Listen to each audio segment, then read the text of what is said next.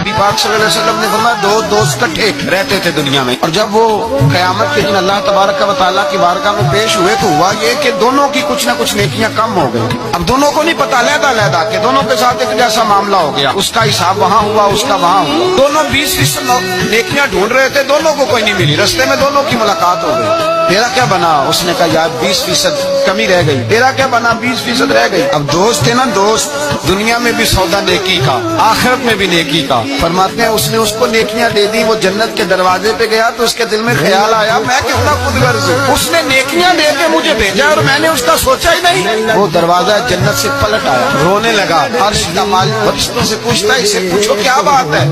उसने कहा मौला मेहरबानी का, मैं दुनिया में भी उसके साथ रहा हूँ, अगर जन्नत में भी हमें इकट्ठा फरमा दो, तेरी शान रहमत में कमी नहीं आएगी। मेरे मुस्तफा करीम फरमाते हैं उस दोस्त की बरकत से अल्लाह दूसरे को भी जन्नत अता फरमा देगा।